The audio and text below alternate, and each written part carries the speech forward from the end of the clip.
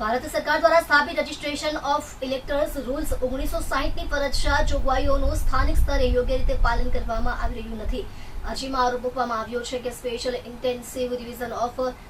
Electoral registration હેઠળ મતદાર યાદીઓમાં સુધારો કરવાની પ્રક્રિયામાં પારદર્શિતાનો અભાવ છે। અરજીમાં એમ પણ કહેવામાં આવ્યું છે કે સ્થાનિક ચૂંટણી અધિકારીઓ કાનૂની માળખાની બહાર નિર્ણયો લઈ રહ્યા છે અને જે ચૂંટણી પ્રક્રિયાની ન્યાયીતા સાથે ચેડા કરી શકે છે। અરજદારે હાઈકોર્ટને હસ્તક્ષેપ કરવા અને પ્રક્રિયા કાયદેસર અને પારદર્શક રીતે હાથ ધરવામાં આવે તે સુનિશ્ચિત કરવા માટે જરૂરી માર્ગદર્શિકા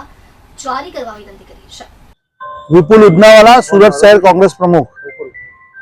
જે રીતે એસઆઈઆર પદ્ધતિ ચાલી રહી છે, એ પ્રક્રિયા ચાલી રહી છે, એ પ્રક્રિયાની અંદર પહેલો તબક્કો પૂરો થયા પછી બીજા તબક્કાની અંદર જે ફોર્મ નંબર 6, ફોર્મ નંબર 7 અને ફોર્મ નંબર 8, ફોર્મ નંબર 6 ની અંદર નવા જે મતદારો છે એને ઉમેરવાના અને ફોર્મ નંબર 7 તેમાં વાંધા એટલે કે જે મતદારો નથી, હયાત નથી અથવા સ્થાનાંતર કર્યું છે અથવા ડુપ્લિકેટ મત છે એવા શંકાસ્પદ મતોને કાઢવા અને ફોર્મ નંબર 8 કે જેની અંદર સ્થાનાંતર થયું છે,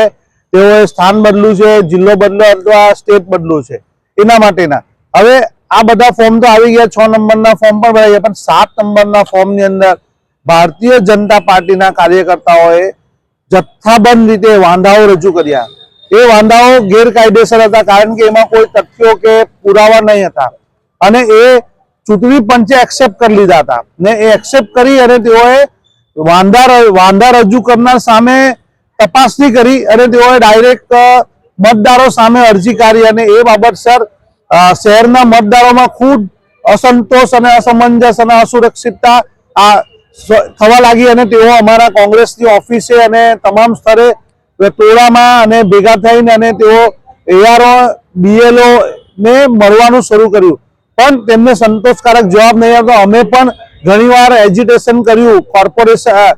સુરત કલેક્ટર ઓફિસમાં જે મુખ્ય ચૂંટણી કમિશનર છે, પણ તેઓએ પણ સંતોષકારક જવાબ નહીં આપવા છેલ્લા અમારે સડક પરની લડાઈ તો હતી જ અમારી અને છેલ્લા પછી અમારે હાઈકોર્ટમાં જવું પડ્યું કારણ કે 1 લાખથી વધારે વાંધા રજૂ થતા હોય અને ચોક્કસ માણસો દ્વારા થતા હોય ત્યારે